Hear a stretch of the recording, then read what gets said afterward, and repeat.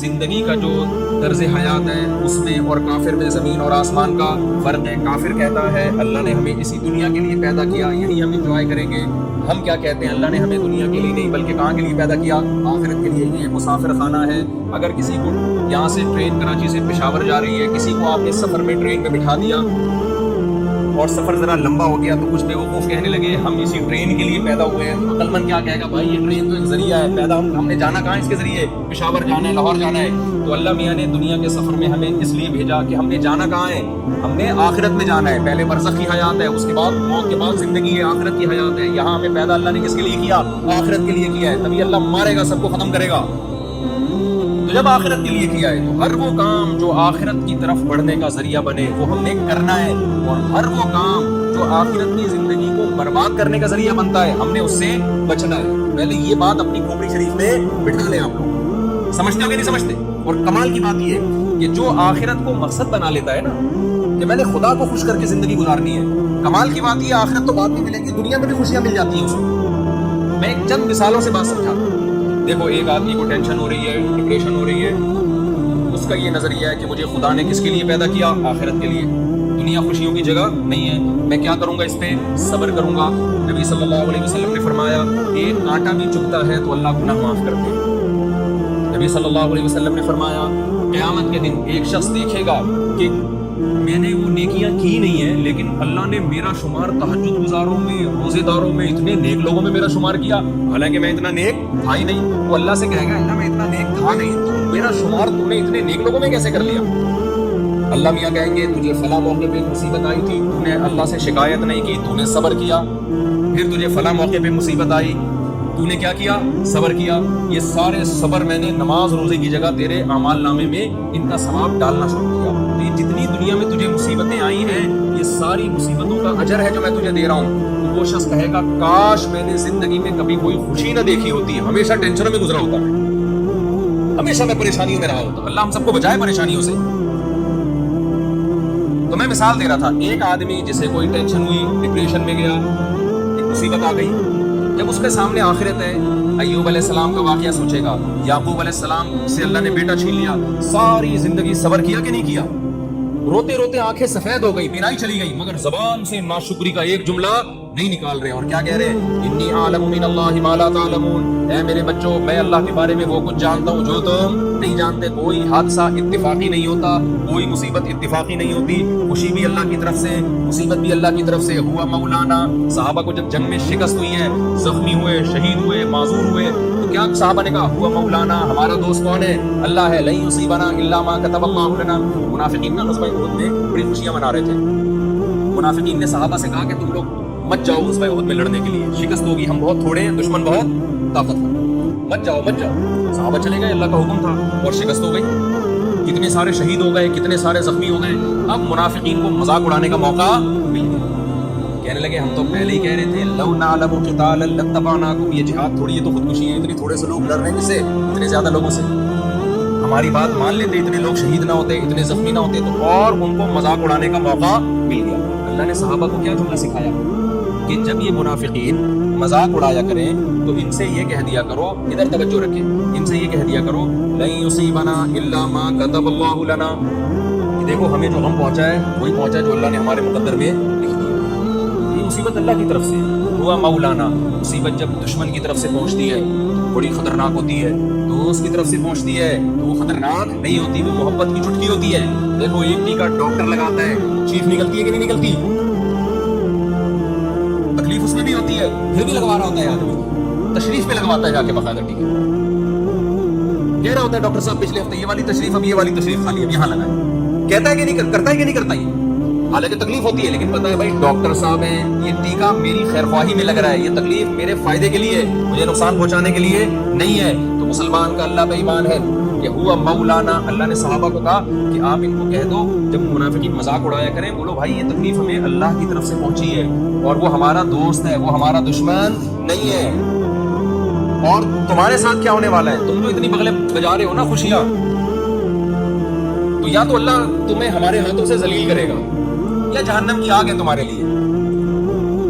تو ایک آدمی کو مصیبت پہنچتی ہے, وہ آخرت اس کے سامنے ہے, وہ صبر کرتا ہے, تھوڑے دنوں میں اس کی ٹینشن ختم ہو جاتی ہے. سمجھتے ہو کہ وہ خوشیوں میں, حقیقی خوشیوں میں آ جاتا ہے. اور ایک آدمی وہ ہے جس کا آخرت پر ایمان نہیں ہے, جب اسے مصیبت پہنچتی ہے, وہ مصیبت کو, ڈپریشن اور ٹینشن کو دور کرنے کے لیے آج جو لوگ دین کو فالو نہیں کرتے وہ کیا کرتے ہیں, شراب پینا شروع کر دیتے ہیں. ہوتا ہے کہ نہیں ہوتا؟ تو بولو نا کیا ہو گیا. وہ چرس پینا شروع کر دے گا, وہ ہیروئن پینا شروع کر دے گا, وہ آئس لینا شروع کر دے گا. یہ ہم تو دیکھ رہے ہیں یونیورسٹیوں میں, کالجز میں یہی ہو رہا ہے. یار ٹینشن ہے, بڑی پریشان ہے, پڑھائی کا بڑا بوجھ ہے, اور یہ مسئلہ ختم نہیں ہو رہا. آپ مجھے بتاؤ, اس کی ٹینشن ختم ہوگی یا بڑھے گی؟ بڑھے گی اس کی ٹینشن. شراب کا عادی تو ڈپریشن کا پورا ایک ڈبہ ہوتا ہے, وہ ڈپریشن ہی بانٹ رہا ہوتا ہے باقاعدہ جا کے. اس نے بجائے ٹینشنیں ختم ہونے کے ایک اور ٹینشن پال لی, ایک اور ٹینشن پال لی. پھر وہ کہتا ہے مجھے پیے بغیر سکون نہیں ملتا. حالانکہ جو پیتے نہیں ہیں ان کو پیے بغیر وہ سکون مل رہا ہوتا ہے جو اس کو پی کے نہیں مل رہا ہوتا. کتنی بڑی ٹینشن ہے. تو اللہ تعالیٰ کا اصول اور ضابطہ یہ ہے کہ جو آخرت کو سامنے رکھ کے زندگی گزارتا ہے نا, دنیا میں بھی مزے کی زندگی صرف اسی کو ملتی ہے, آخرت تو بعد میں ملے گی. اور جو آخرت کو سامنے رکھ کے زندگی نہیں گزارتا اسے دنیا میں بھی خوشی نہیں ملتی, چاہے خوشی کے سارے اسباب کیوں نہ ہو. یقین نہ آئے تو یورپ میں, امریکہ میں, ان علاقوں میں جہاں زیادہ لوگوں کے پاس وسائل ہیں, ان علاقوں میں سروے کرو, سب سے زیادہ خودکشیاں انہی علاقوں میں ہو رہی ہیں. ابے جن ملکوں میں ٹینشن بالکل بھی نہیں ہے نا, سب سے زیادہ ٹینشن وہی ہے. یہ تو ہم لوگ بھی دیکھو, بیٹھے بیٹھے لائٹ چلی گئی تھی نا, اس کا مطلب ہمارے ملک میں کیا ہے, ٹینشن ہی ٹھیک ٹھاک. کبھی مائک بند ہو جائے گا, کبھی لائٹ چلی جائے گی, نل کھولو گے پانی نہیں آ رہا, ہوا آ رہی ہے, پنکھے سے ہوا نہیں چاہیے وہ نہیں آ رہی ہے. میں کل گھر میں سونے کے لیے لیٹا ہوں, پنکھا چلایا, ہوا ہی نہیں آ رہی. میں نے کہا کیا مسئلہ ہے یار, یہ ہوا ہی کیوں نہیں آ رہی؟ پنکھے سے پتہ نہیں کیپسولر کون سا بیس لگا دیتے ہیں اس کے اندر. ہر چیز میں 2 نمبر ہی ہے کہ نہیں ہے. پنکھا چلاؤ ہوا نہیں آئے گی, اور نل کا چلاؤ ہوا کے پورے طوفان آنا شروع ہو جائیں گے. اس میں کیا ہے, ہوا کے طوفان آنا شروع ہو جائیں گے. کتنی ٹینشن ہے. خودکشیاں پھر بھی کیا ہے, کم ہے.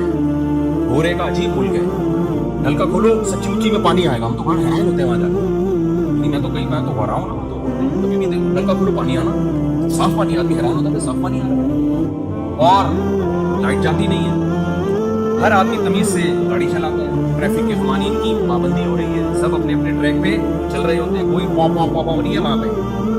یہاں آپ آؤ نا, بلا وجہ کا ہارن بجا رہا ہوگا بندہ آپ کے پیچھے, آپ پیچھے مڑ کے غصے سے دیکھو گے تو دوبارہ بجائے گا.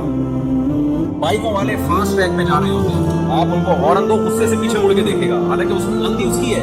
کس قدر بد نظمی, ٹینشن ہے, پھر بھی اتنی خودکشیاں نہیں ہے جتنی باہر ملکوں میں ہے. کیا بات ہے بھائی, تمہارے پاس تو کوئی غم نہیں ہے. تمہارے یہاں تو ان کے بچے تم کو ماموں کہتے ہی نہیں ہیں. وہاں تو ماموں کا لفظ ہی نہیں ہے انگریزی میں. سارے رشتے کیا ہو گئے, ختم ہو گئے. کبھی انگریزوں میں سنا یہ ماموں ہے, یہ پھپھو ہے, خالہ ہے. انگلش میں ہے ہی نہیں یہ الفاظ, کیونکہ رشتے ہی کیا ہو گئے, شارٹ ہو گئے مارکیٹ سے. شادی جب بادی ختم ہو گئی نا تو باپ ہی مارکیٹ سے شارٹ ہو گئے. جب باپ شارٹ ہو گئے تو رشتے کہاں سے رہ گئے. پھر یہ نیا موضوع ہے, کبھی اس میں تفصیل سے بات کروں گا انشاءاللہ. بھی آپ کا مینٹل لیول اتنا نہیں ہے, آپ اس کلچر کو پوری طرح سے سمجھ سکیں. کیا ابا ہوتے ہیں کہ کچھ نہیں ہوتے. تو جب ابا ہی نہیں ہے تو پھر ابو کہاں سے آئے گی, کیا خیال ہے بھائی, چچا کہاں سے آئے گا. میں پشاور جاتا ہوں نا, اتنے چاچے ماشاء اللہ. ہمارے کوئی پٹھان شاگرد ملنے آئے گا, ملا. ابھی میں گیا تھا پشاور, جن کے گھر میں ٹھہرا, وہ ہمارے شاگردوں نے بولا یہ استاد جی میرے والد صاحب, ماشاء اللہ بڑی خوشی ملے گی. میں نے کہا یہ کون کہہ رہی ہے, میرے چاچا. میں نے کہا یہ کون کہہ رہی ہے, میری چاچا. یہ بھی میرا چاچا. یہ کون, یہ بھی میرا چاچا. چاچا ہی نہیں ختم ہو رہے ماشاء اللہ. سب کے ساتھ سیلفیاں. اچھا میں نے کہا تھا مجھے لوگوں سے ملاقاتیں نہیں کروانا, بہت تھک جاتا ہوں. میں نے کہا میرے اپنے قریبی. میں نے کہا ٹھیک ہے آپ کے اپنے قریبی. وہ قریبی ماشاء اللہ آدھا پشاور نکلا. قریبی اتنے تھے, آدھا پشاور تو قریبی تھا ان کا. مجھے بڑی خوشی ہوئی. میں نے کہا پھر چاچا دوسرے یہ تائیں ہیں, یہ چاچے, پھر چاچے کے بیٹے شروع ہو رہے ہیں. تیسرے دن انہوں نے کہا یہ میرے ماموں ہیں. میں نے کہا پہلے بتاؤ چاچے ختم ہو گئے, میرے ماموں پہ آؤں گا. اتنی برکت ہے اللہ کی طرف سے. خاندان ہے نا, انگریزوں کے یہاں ہوتا ہے ایسے. ابا نہیں ہوگا بھائی, دوست ہے. ابا کا ہے پتہ نہیں یار کدھر ہے میرے فادر ڈے پہ کا کیک شیک بھیج دیا اس کو. نہیں بھی بھیجا, ابا ہوتے بھی ہے نہیں بھی ہوتے. خاندانی نظام کیا کر دیا, تباہ و برباد. ان کے تو ٹینشن ہی نہیں ہے. میں نے بتایا نا, بچے ماموں ہی نہیں کہہ سکتے. جب ماموں کا لفظ ہی نہیں ہے تو ماموں کا ٹینشن کہاں سے ہو. تو کوئی ٹینشن نہیں ہے. اس کے باوجود خودکشیاں بہت زیادہ. اللہ تعالیٰ کی عادت ہے, جو اللہ کے لیے غم اٹھاتا ہے اللہ اس کو غم لیس کر دیتے ہیں, اس کے غموں کو ختم کر دیتے ہیں. اور جو غم میں خدا کی نافرمانی کی طرف جاتا ہے اللہ اس کے غم کو کم کرنے کے بجائے بڑھا دیتے ہیں. ٹینشن بڑھتی چلی جاتی ہے.